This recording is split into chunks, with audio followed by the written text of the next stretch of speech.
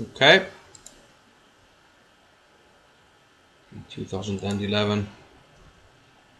2011? No. Round 11. Last round, 2014 US Chess Championship. So before this round, we got joint leaders for the men and the women. Kopian and Lendeman for the men. Krush and Santonsky for the women. And on both sides we have one player chasing the leaders with half a point behind. Kamsky for the men.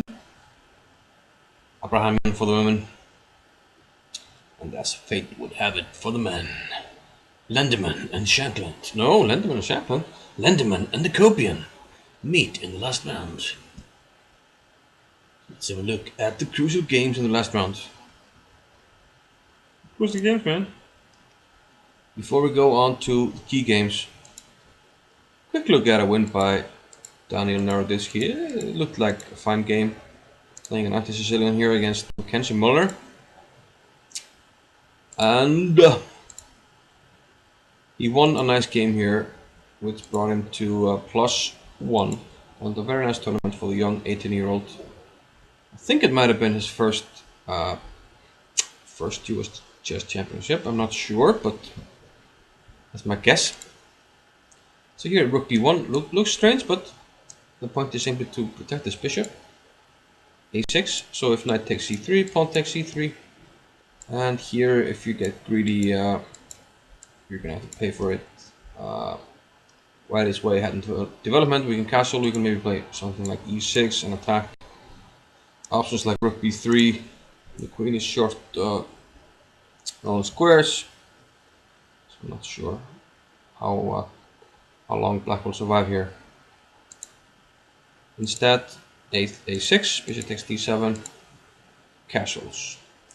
And now here, black went for a pawn sacrifice with d5. Again, if he takes, if you take this, then we can take here. If we take this one, there might be something like this, and the e-file is annoying. We have to move the king because okay, bishop e7, we go here, and we can't protect this, and we go here d5 with a dead pin here. It's the same as if we move the bishop immediately to e6, and there's also d5 pinning the bishop. So black will lose material. So d5 was played, but white simply takes this onto e6. And here the well, if knight back to c3, maybe black can think about taking it now, because there's not this problem with opening the e-file, but white played queen e1, and the point of this is if it takes, we flip in this one, and we keep our extra pawn after this. So queen d8 was played, white kept his extra pawn with knight f4, bishop c6, queen e3, protecting this one. And the battle will revolve around this d4 square for a while here. Takes, knight takes. And now if you take here with the queen, then probably knight takes c6, and immediate pin on this knight could be annoying. So a5. I'm not sure about this move. Maybe I was worried about white going b4. But b3 now, bishop c5 with a pin. White didn't care and opened up a world of pins here. But perhaps he had things worked out here. Okay, attack on d4, so protection. More attackers, more protection, and now this knight is pinned to the queen. So I move the queen. Now we lose the knight. Black hope to regain a knight here, and probably he will. But white flipped in this move. And if you take now, then queen check. So black will lose material here. He's down a piece. So queen h6, queen h3 anyway, bishop d7, blocking the rook here, which means that after this white can sacrifice the exchange. He already has a pawn for it, and he can put the knight on d5, open up for the rook here. There's attack on g7 here with this battery, and the black squares are really weak. This pawn, all these squares, you can imagine a bishop on this diagonal being really dangerous. So bishop c6, knight d5, queen e6 protecting this, but now the bishop goes over to this dangerous diagonal. C takes d5, queen c5 check, and here white is just taking over. Now the threat is d6, followed by mate, so can't move the rook really. So he tried b6, but bishop takes b6. Now he moved the rook, but now queen takes a5, and black is just in big trouble here. Can't really do much. After bishop f2, queen e5, rook c3. This threat is just too much with the wide open king here. And Molnar resigned. So nice game by Narditsky.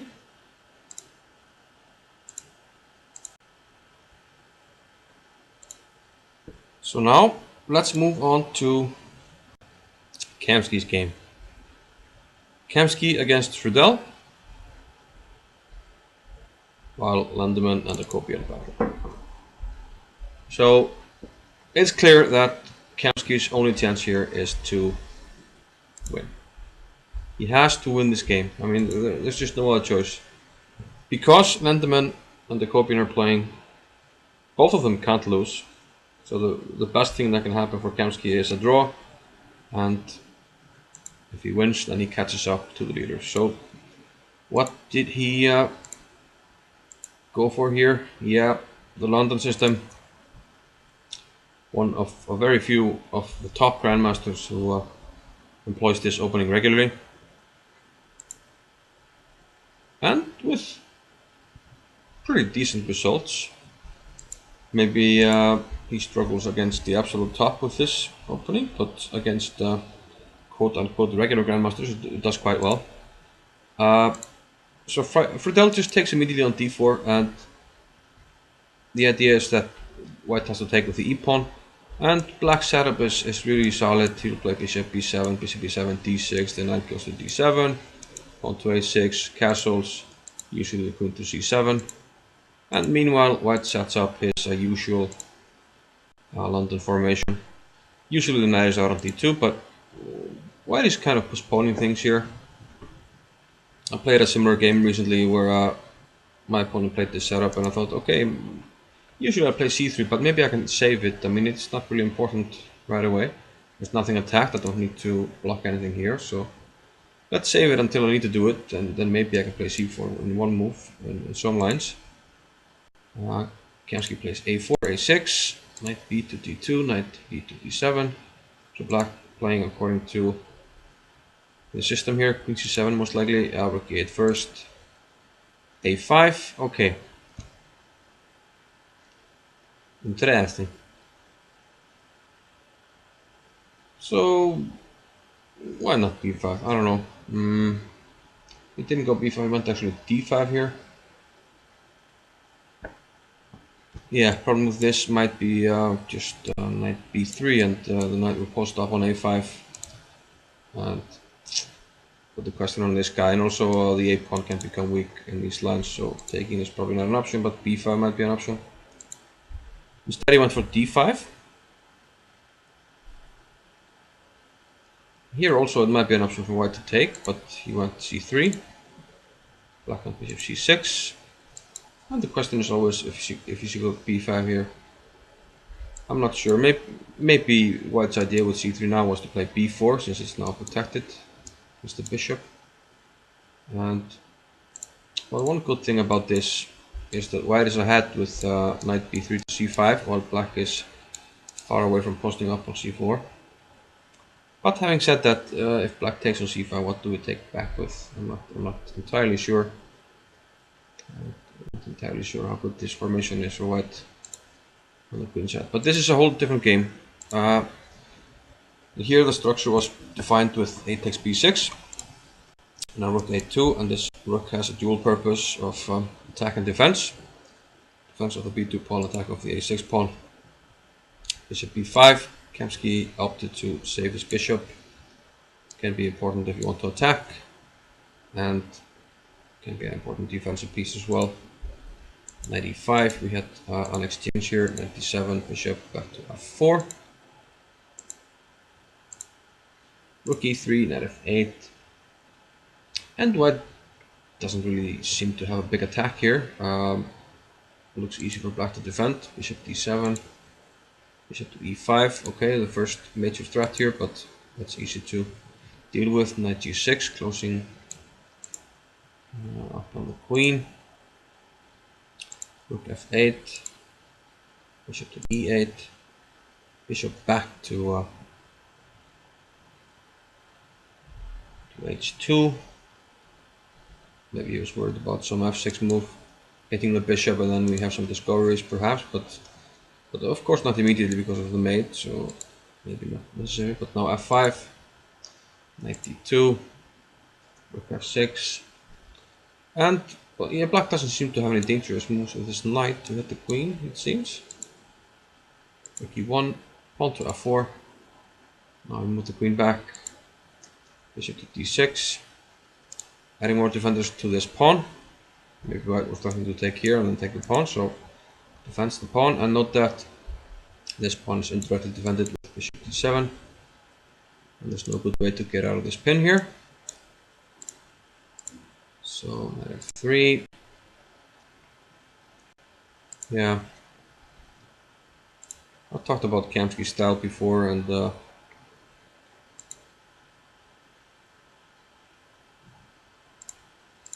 I like this picture. He's in your face. I mean, this sums it up for me, you know, to be honest. That's Kamsky style. Right there. In your face. I mean, it's uncomfortable, but you can withstand it. I mean, if you your defense is good enough, you can withstand it. So knight c5. Here he gets the bishop pair, but on the other hand, this bishop does not make a huge impression. So we're sort of going back and forth here. Bishop g1. A curious move. Reminds me of Bronstein's bishop g8 in the Caro-Kann, but that move had well, a specific function to finish development. Here he's thinking maybe in the future after f3 this bishop will have more life on this diagonal. And as it turned out in the game, that's what happened. Bishop d1. He hits the rook, and here we have a repetition of moves. But of course, Kamsky has to win, so e3 is forced. Queen back, queen d3. And yeah, all the pawns here are protected. And finally he pushes with c4, protecting the pawn that was just hit indirectly. He hits the rook on e1, which goes to f1, and therefore takes. And around here, Kamsky said he started to feel relaxed, especially after he had this formation on the board, because now he's controlling, more or less controlling the board. These pawns here do a hell of a job of just controlling a lot of squares. The queen is well posted, you can't really kick it. The bishop is well posted, hard to kick it just yet, and pressure on this. So as soon as we get this one alive, then white is doing well. c5, a2. If you take it, then you should take c5. There's a pin on the pawn. So f3. Protecting this pawn against further attack, and also protecting the queen. So now we can take on a2. There's no bishop takes c5 anymore. So through all of this, move 49, white has won a pawn. You know, with a wet chest in your face, you lose a pawn on move 49. So queen to c4, we have to protect the rook, so rook a1, rook e1, pressure on this. And now bishop f2, just slightly improving the bishop, more options here, with threatening a skewer here. And now h4, h5. Securing this bishop on this square, it feels nice. Pressure on this, it can help the king if there's something on the h file, but okay, not really necessary. And black doesn't really have any counterplay, so a really nice effort by Kamsky, just very slowly but very surely pushing his opponent off the board. Here we have d5. There's a pin here on the rook, so we can't take the pawn. White wins another pawn, and very soon we have resignation here. Yeah, next move. Queen takes f4. This is threatened. We take, we give a check, we give another check. You can even go here, and there's a big check here.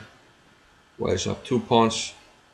If you have to, we can play c7. If it takes, that's It's just a lost game because of the back rank. So nice effort by Kemsky, and he wins. And this means, okay, he has a chance still if Landeman and Akopian draw their game. So let's jump over to that game.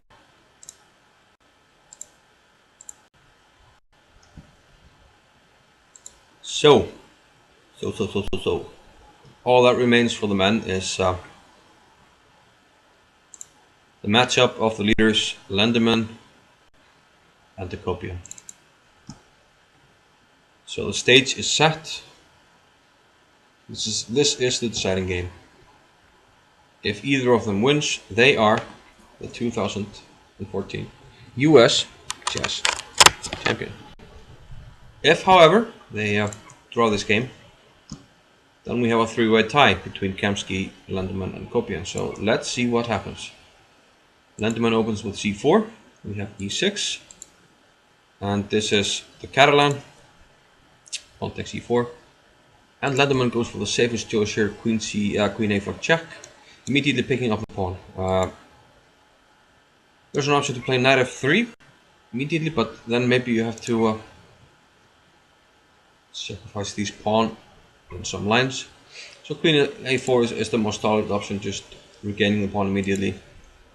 But then you want to play the middle game with equal material, not risking any material. So sound strategy by Landeman. It goes knight c3 here, and now rook a7. Okay, black wants to play b5 at some point, maybe b6, get the bishop on this diagonal, but the problem is with either one, knight e5 now, hitting this. So if we take, then we lose the exchange. We move the rook, doesn't matter, we have a big fork-malicious fork on c6. So rook a7, but I believe rook b8 is more common.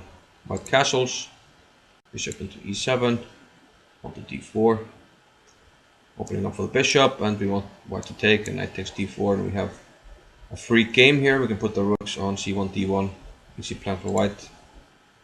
Black goes at b6, trying to keep a foothold here in the center, covering d4 square still. Bishop b7, not b takes c5. Okay, here Kopian decided to take with a pawn. Not sure what was best, but now theoretically white has the better pawn structure. Black has to isolate the pawns here on the queen side, but on the other hand it's hard to attack them, and after castles black has more or less finished his development. Some people say you have finished the development when you connect the rooks, so black's remaining problem here is this rook on a7. We have to deal with that, but he doesn't just yet. h6, bishop f4, and now queen a8. Pressure on this diagonal, on this e4 pawn, and of course x-raying through to this bishop in some cases. Knight d2, yeah, sufficiently covers the e-pawn with 4 pieces. And now this interesting move g5. Aggressive move, which means that Kopian seems to be playing for the win, perhaps. He's weakening his king's cover, but not so easy to really take advantage of it, so not a big deal in my opinion. Bishop c7. Note that bishop e3, knight g4, we win this bishop, and that can be tough for white to lose this bishop, especially since black has access to this wonderful and great e5 square. And this g5 move and the e5 square remind me of some things Matthew Sadler talked about in his book, most recent book about the e5 square. Bishop c7, rook to c8, bishop to a5. Yeah, g4 is a bit too commercial just to get the e5 square, but some lines is an idea. He goes c4 here. One of the ideas might be knight e5 to d3. In some cases, it's not possible yet. But knight a4, and now especially it's not possible because of fork on b6. So bishop c6, knight jumps in, and now finally this rook moves, rook d7. So interesting position. white has the more solid position. Black has the more damaged pawn structure, but on the other hand, not easy to attack it. And black seems to have active play, active rooks. This is lined up, and most of his pieces seem to be okay here. F3, G4, really going for it. Bishop E3, takes, and on H6, H5. Yeah, take care of it like this. King is weak, but there's nobody really around to attack the king. No big worries, and worst case scenario, we can probably just go here and be fine. Bishop E7, giving up this pawn, but black gets this pawn back after the rook exchange. And we exchange queens. White plays B3, solid move. He has a solid pawn structure. Black has two weak pawns here. But he has one trump, this E pawn, which is the only passed pawn on the board. We have further exchanges and a rook check. And yeah, in positions like this, the players are gonna consider here, okay, what's going on in the pawn ending. At some point they're gonna assess the pawn ending, and my feeling is white should be better in a poor pawn ending here, because we can make a pass pawn, a distant pass pawn here, and then even potentially another one over here, while the king deals with the passed e pawn here. And it's going to be so far apart between the pawns that most likely white is winning there. But this is something that you assess, at some point in the endgame, and then you just keep it in the back of your mind, and it helps you make decisions.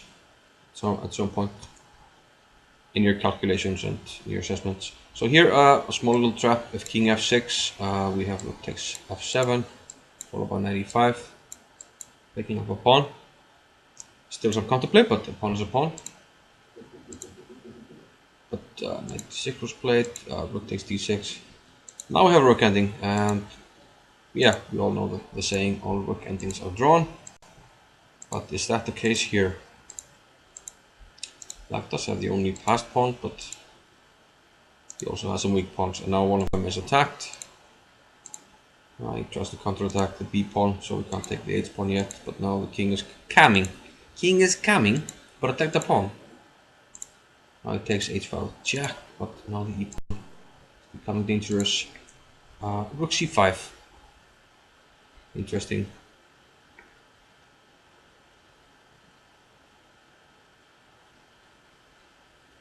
Most likely we have another case of a distant pass pawn if we take.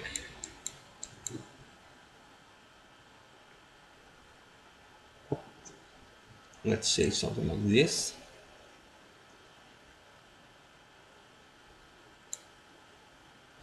We haven't looked at this. Looks to me like we should be able to, well, just try to run this pawn. Let's say here, h4, here, put the king on e3, and at some point, there's a zugzwang. This wasn't really a good move. Let's say here, and I think, okay, now maybe I played g4 maybe. But I was thinking in a situation where, okay, let's say here, it might not be a good move, but I'm just thinking in general terms. Yeah, well, maybe it's a draw now, I'm not sure. Okay, it's complicated, but probably white is not losing. So rook e6, a5. Now white gets a pass pawn as well. White is up a pawn, but black has a really dangerous pass pawn here. And it's tough for white to keep on to this pawn and be active here. So here he more or less gives up on the pawn. Black takes it, and now yeah, white's just going for the draw.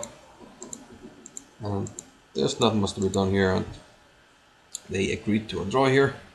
So now the stage is simply set. We have a three-way tie for the men. So let's see what happened for the women.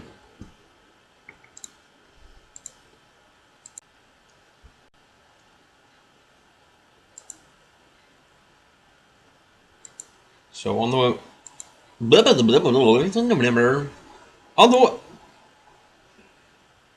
Hello. On the... I lost my ability to speak somehow. Okay, on the women's side. Like we said earlier in the video, Crush and Satonsky tied in first, Abrahamian half a point behind. So what we will do, just like with the men, is look first at Abrahamian's game. She was black against Camille Baginskite, and unsurprisingly they played the nimzo-indian. So looks like the 2014 US Chess Championship was almost a thematic tournament for the nimzo-indian. Camille went for e3. Rubinstein variation. Rubinstein. I'll keep a Rubinstein. I'll keep a Rubinstein. Steen or Stein? I don't know. I'll keep a Rubinstein. I'll keep a Rubinstein. Depends. So knight f4. I believe this line was recommended by Lars Schandorf in his Raptor books. c6. Tatiev goes for a really solid formation here. And knight a6. This looks... Yeah, I'm not sure this is the most common way to play it. The knight looks a little bit off here on c7. I mean, where is it going next, really? But let's see what happens. b6, queen c2, bishop d6. I think we have to move this knight. We don't want to wreck our structure, so knight d3. And here the knight moves again, knight a6, but not really doing much except maybe facilitating c5. Knight a4 and queen c7. Okay, hitting this pawn, so we move it. And finally, at some point, white centralizes her rooks. And, well, this position, I mean, okay, before white's move or after it doesn't really matter. White has a little bit more, you know, central, well, what should we call it? More central control.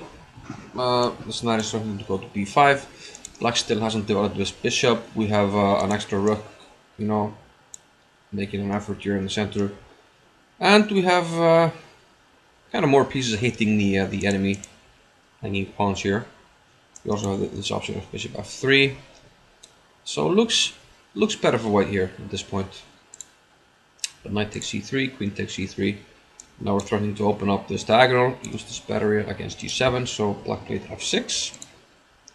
Bishop to f3, more pressure, so black finally develops the bishop and defends here. Pawn takes d5 and pawn takes d5. And pretty soon white starts to go wrong in my opinion, because okay, she doubles on the c file here.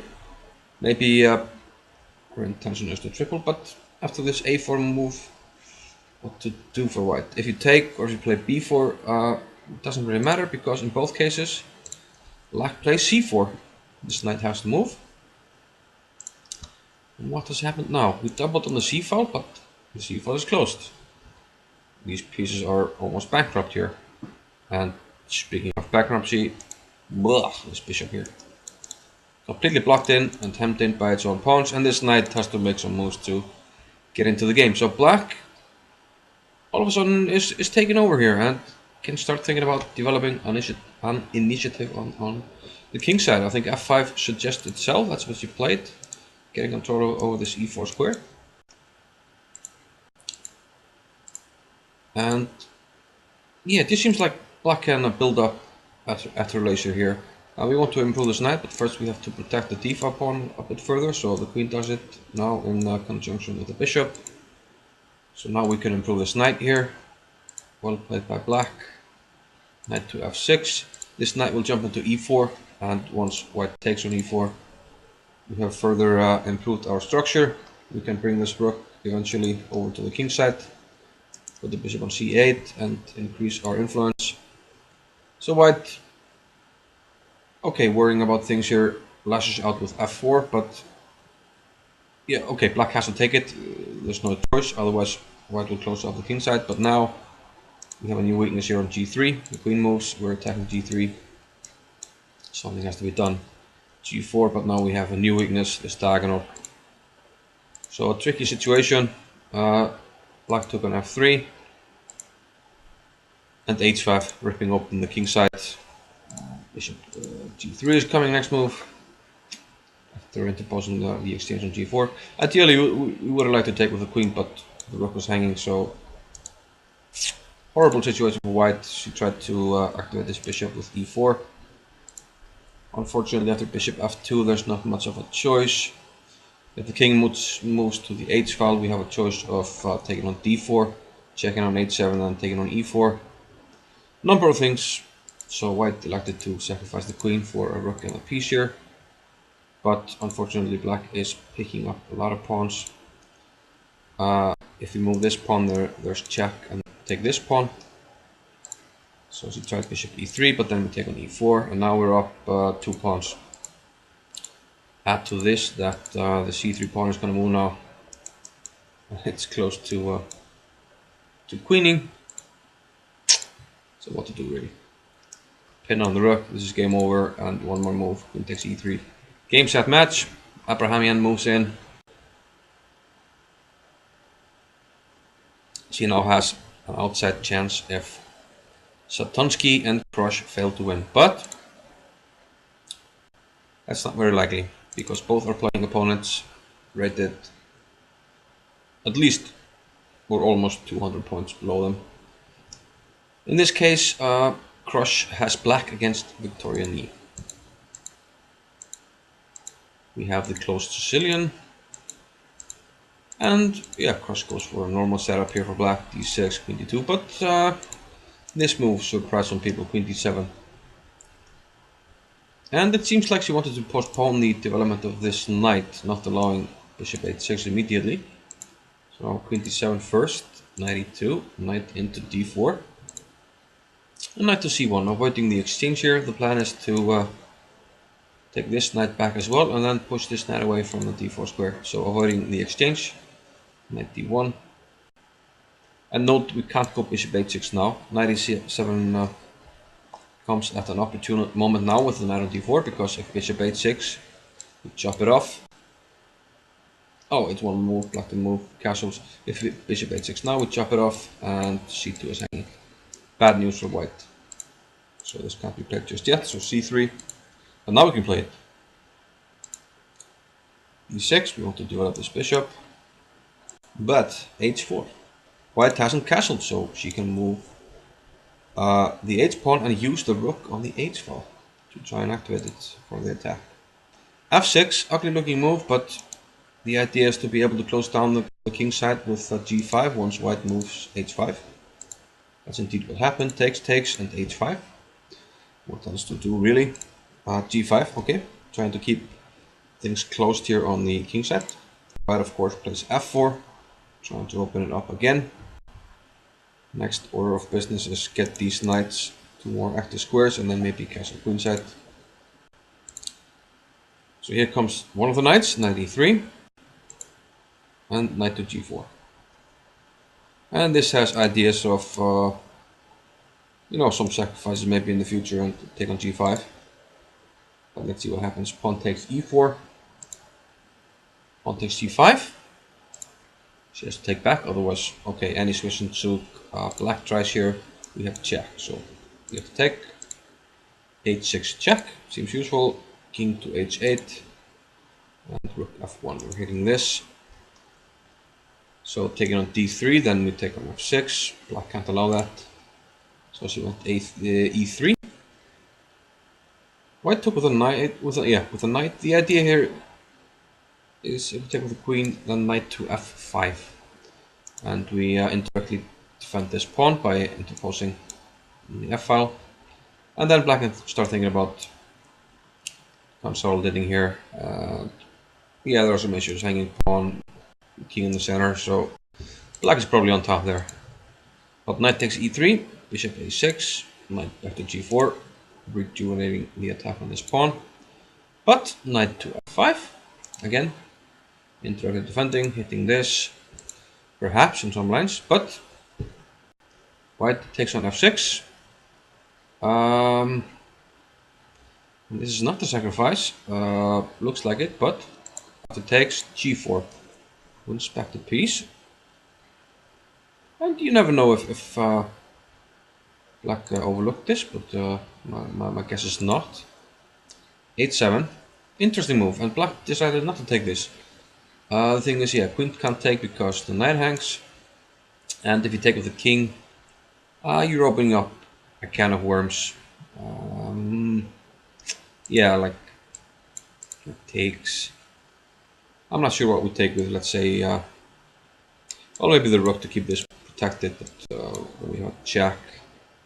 No, we can't take with the rook because bishop e4, of course, so I'll take with the pawn. And it gets a bit hairy here with the king stuck here in no man's land. And there are many options here. Bishop f3 might be one, threatening bishop h5. Yeah, this looks like an idea. We're threatening this bishop here, and then taking this pawn perhaps. Ideas of swinging the queen over could be dangerous for black. So she decided to keep the pawn here as shelter for the black king actually. So he takes g5, rook back, and now we have to regain the piece. But she takes on c6 first. I'm not sure this is necessary. Is this piece so dangerous? I'm not sure. That's something she had to think about here. What did she spend on this move? Well, she was already in time trouble, so she didn't have a lot of time to spend. So she took on c6, then f5, and now we have to move the king. There's jack here, king d2. And this is a really unusual position. The material is equal somehow. But white needs to solve... Oh, the king is okay for now. I mean, the queen is covering this, and all the enter squares are covered on the e-file somehow. So we need to activate this rook somehow, and that's what she did here after rook h3, king c2, c4, and now finally a4, trying to activate this rook. Meanwhile, black moved her bishop to f3, and the idea is to put on g4, which it did.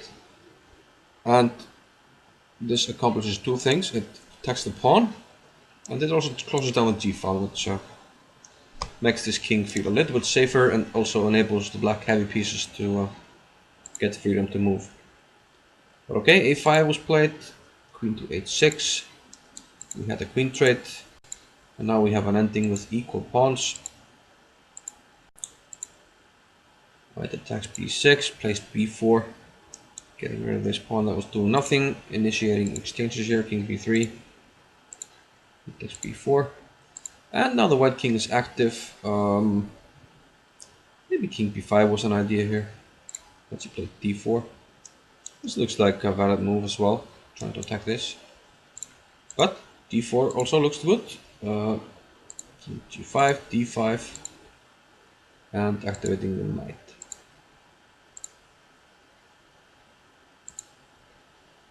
Knight f2, and here white got rid of the knight on this move, I think. No, next move. Yeah. And now we have a rook ending, a double rook ending actually with equal pawns. This was intact. And eventually white started pushing her pawn. Black had to defend against it. And yeah, white's pawn is further advanced, the king can help, so black decided to simplify here. I mean, if the rook moves, then d7, and you have to think about some nasty things. So she just took on d6. She had to bail out with a draw here. King h2, and it's a dead draw. Rook g1, draw agreed because next move. It couldn't be more clear that we have a draw.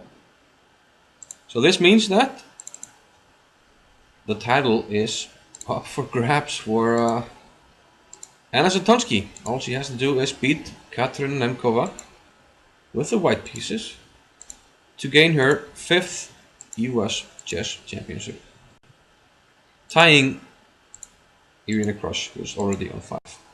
So another news. So I already said that it's like a thematic tournament. This time we have Queen C2, one of the most common variations. Capablanca, Queen C2, and we have this modern line here with this pawn sacrifice on C7.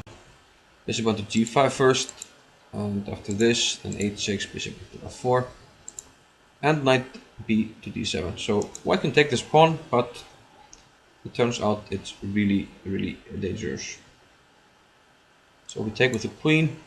I think black even takes here, and Then it penetrates with the rook here, and black gets excellent play for the pawn. Good squares for the knight here on e4 or d5. This is attacked, we quickly take over the c-file. And white hasn't completed his development yet, so can be tricky. And taking with the bishop right away. There may be even queen e7 and we got this pin coming. You have to move the bishop here. If you don't, then we pin you and knight d5, and this bishop is gonna drop off the board, so white is gonna lose a lot of time. So she didn't even take the pawn, she went queen c6. This allowed knight d5, starting the pawn, hitting the bishop. So black is leading here in development. White has the bishop here, but a bit behind the development. Queen g8. Yeah, instructive move because, okay, theoretically black wants to exchange this bishop because a lot of weak light squares in the white camp. But white also has to exchange it after e3. I mean, he has no choice, so why not? Queen c8. It's white's move. He has to come up with a move. So now if he takes, we take with the queen. The queen is in a good diagonal. White can't castle. Life is good. So, a good tip that I read, well, it was actually taught to me by a grandmaster.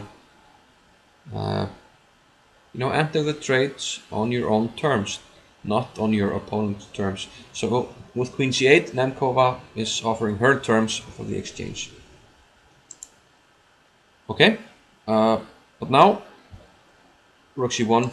Okay, now we can take, because now our queen wants to go to a6, and the king has lost the right to castle here, so white has to lose some time.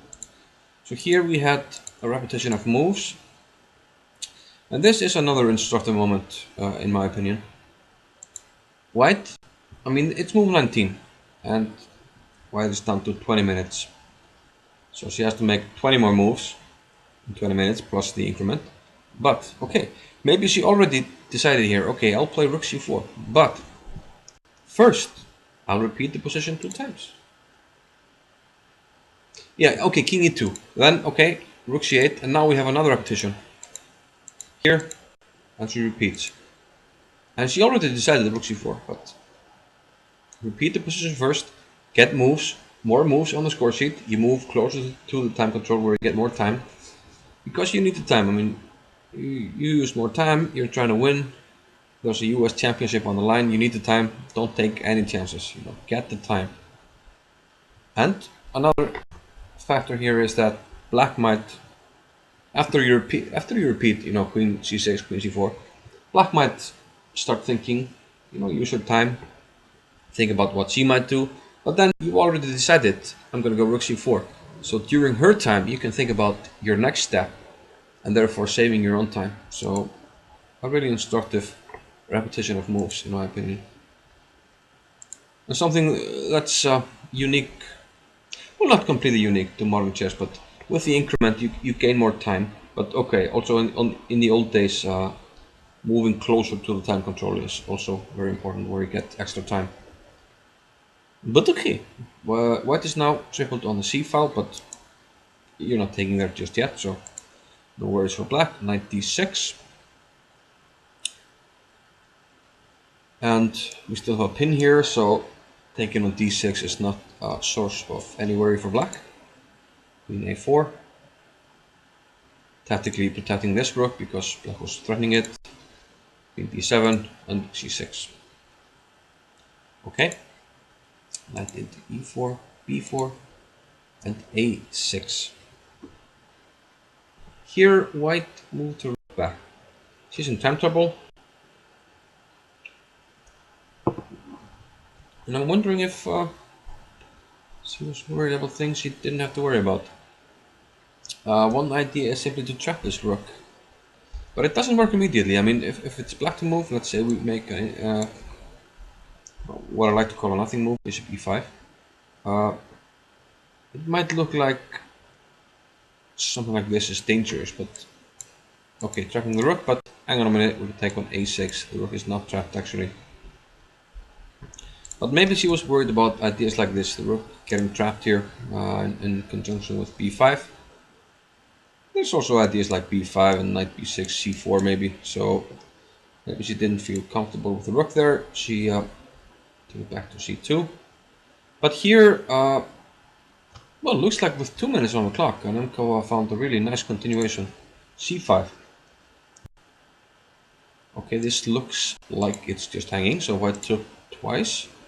But then knight d into c3, check. Working the queen and the king. But hang on a minute, can we just take it? That's what she did, but then queen to b2 check. And turns out, no matter how we interpose, it's a problem. If this one, check, I mean king wherever really. Well, actually not wherever, because now we check and take the queen. So let's say king here, we take, and we're up a bunch of material. Okay, but what about the queen? Check. King moves, takes, knight moves, of the exchange. So she went for the last option, which is rook 3 into c2. But then knight c3 check, take on c1, check, and finally take the queen. So black has won the exchange. So this does not bode well for Satonsky's chances of becoming US champion, does it? And now she even might have to worry about not reaching the playoff if she loses. But okay, let's see what happened. e4, f6, knight d4. And this knight is, well, slightly out of play, but Nemkova found after king f7, f4, knight c3. And this knight can't be taken because of this. Now the king is in time to stop this pawn. Plus we have a check here, so no worries. Just grab material. So maybe in this move, but okay. Losing for white. So she can't take this knight, so e5 has to be played. This pawn was attacked. Knight e4, pawn to f5. And this looks dangerous for black. The pawn being rammed down the e-file, what to do. But here Nemkova found a nice simplifying resource. And pause the video. Do it now. Come back. She played. Rook takes d6. Nice move. And very importantly, rook takes c2 is with check, as otherwise e8 queen is with check. So knight takes c2. Okay, king takes c2 looks more natural, but we'll see why she played knight takes c2. Knight takes d6 stops the pawn, and we're threatening king here. And probably winning endgame, but a nice maneuver now. Knight b4, hitting the pawn, which moves. Knight c6, hitting the pawn again. And finally knight d8. And now the king can't approach the pawn. So white has bought herself some time with this nice maneuver here. And maybe it was completely lost without it. I'm not sure how this position is either way. It looks like black should have some chances because eventually, I mean, she has 4 against 2 here. She's gonna win this pawn eventually.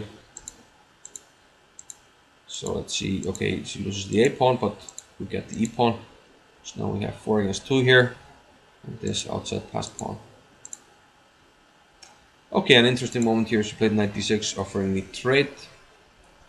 And my guess is white can't take it, that she didn't. Let's try something like this. I think the key in this endgame is if we take and bring the king, h3 takes. The absolute key here is white can't approach any further, and this is a pattern you must know. We move the pawn, we just come around and pick it up, and the king can't do anything. We go here, waiting move. We go here, boom. And now, whichever square we choose, we move the other pawn. And black wins. So of course, Anna didn't go for this. She made a check here, knight b5. And yeah, around here, yeah, f3. What's the idea here? Looks like she got her in some kind of zugzwang here, and now maybe this is coming and picking up some pawns. So f3. Looks like black is messed up here because at the end of things. H2, knight f2, but okay, now she wins the pawn. And note that you can't move here a5 because knight d3 check. Even though it's still a draw, to be honest. King here takes. Okay, she was trying to win, so king g3, but there's nothing here. The knight comes over, and king f4, nice move here, king g3. And then checks here, which white can't get out of, because if she moves the king, which she eventually did, then king takes g4. And a draw.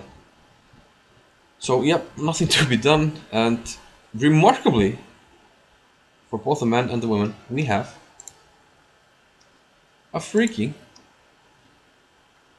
3-white tie. Sorry for the Kamsky style here. Let's go to the men's results. Kamsky, Lendeman, and the Kobian all tied with 7 points. So they'll play a playoff, and since Kamsky has the best score in their mini tournament here, 1.5 against a half a point and 1 point, he'll get a bye, and Lendeman and the Kobian will play a Armageddon game for the right to meet Kamsky in a 2-game rapid match. Much of the same for the women. Krush, Satonsky, and Tatiev Abrahamian. Since Krush beat Satonsky, she has 1.5, Anna has 1, and Tatiev has half a point. So same here, Anna and Tatiev will play an Armageddon game for the right to meet Irina Krush in a 2-game round match. So a huge edge for Krush and Kamsky. They get to rest while their opponents have to play a tough match to meet them. So yeah, we'll see how those things wrap up. And yeah, that was the final round. 3-white tie at the top for both the men and the women. Hope you enjoyed that, and let's move on to the playoff in the last video. Yeah. So thanks for watching. Bye bye.